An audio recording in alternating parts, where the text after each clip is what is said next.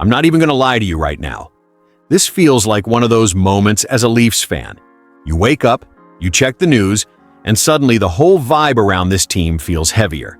One story drops, then another one right after it. And when you put the two together, it doesn't feel like a coincidence. It feels like a warning sign. I'm Victor, and if you live this team day by day like I do, you already know why this hits different. We're last in the Atlantic. The losses keep piling up, and now it feels like everyone, fans, players, management, is staring at the same uncomfortable reality.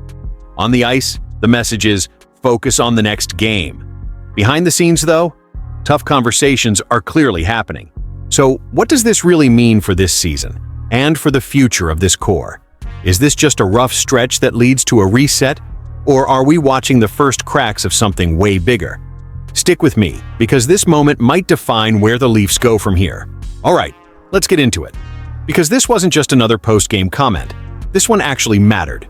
After that loss to Seattle, the face of this franchise was finally asked directly about the trade noise and the idea of the Leafs possibly selling. And the response was calm, measured, very much what you'd expect from a captain. Basically, that's up to management. And the room has to worry about the next game, about winning, about putting themselves in a better spot. And look, on the surface, that's exactly what you want to hear. No drama, no panic, no emotional blow-up. But as a fan, you hear that. And you can't help but read between the lines just a little bit. Because the reality is, this team is in a hole, a deep one. Last in the Atlantic, negative goal differential, and barely above the bottom of the entire conference. And it's not just the standings, it's the timing. The Olympic break is coming, the trade deadline is getting closer, and more than half of the remaining games are on the road.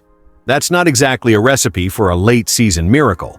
So when Matthews says, we just have to focus on the next game, I hear leadership. But I also hear pressure. This isn't a team cruising and tuning out noise. This is a team trying to survive week by week. And here's the part that really hits Leafs fans in the chest. Matthews probably isn't getting moved mid-season. Let's be real about that. But the conversation even existing changes the vibe around everything. If this team doesn't show real signs of competitiveness, not just effort but results, you can't blame anyone for wondering what the long-term picture looks like, especially when we've already seen big changes before. As a fan, that's the scary part. Not a trade rumor headline, but the feeling that the window might not be as solid as we thought. That's why this moment matters. This isn't about panic, it's about direction. And speaking of direction, while Matthews is saying the right things on the ice, something very interesting is happening off the ice. And once you hear what the front office is starting to do behind the scenes, this entire quote might sound very different. All right, now this is where things stop being just talk and start turning into action. Because according to Elliotte Friedman, the Leafs are officially open for business. This isn't speculation anymore. This isn't fans freaking out on social media. This is the front office calling around the league and seeing what's out there. And as a Leafs fan, hearing that hits you right in the gut. Now, Friedman was very clear about one thing. Nothing earth-shattering is expected. This isn't a full fire sale, and this isn't the team blowing it up overnight. But let's be honest, teams don't start making these calls unless they've accepted a hard truth. Everybody sees the standings. Everybody sees where this team is, and this is not where anyone expected to be. 9 straight seasons making the playoffs, and now the Leafs are sitting last in the Atlantic on a brutal losing streak, with the deadline closing in. That alone tells you how serious this moment is. This front office hasn't been sellers in a long time, and the fact that they're even considering it says everything about how off the rails this season has gone. What worries me, and I think a lot of fans feel this too, is what this signals emotionally to the locker room. You've got pending free agents, guys playing some of the best hockey of their careers, and suddenly their names are being discussed as assets. That changes how a season feels. It's no longer about chasing something, it's about figuring out what's next. At the same time, I get it. The Leafs are low on draft picks. They've moved first-rounders in recent years. If this season isn't salvageable, you have to start thinking about recouping value.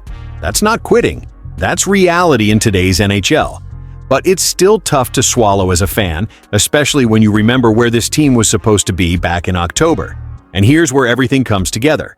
On one side, you've got Auston Matthews saying the right things. focused, professional, trying to keep the group locked in game by game. On the other side, you've got management quietly preparing for change. Those two things don't cancel each other out. They tell the same story from different angles. This is a decisive moment for the Toronto Maple Leafs, not just for this season, but for how the organization defines itself moving forward. Whether this turns into a short-term reset or something much deeper depends on what happens next and how this team responds right now. As a fan, I'm not panicking yet, but I'm definitely watching closely.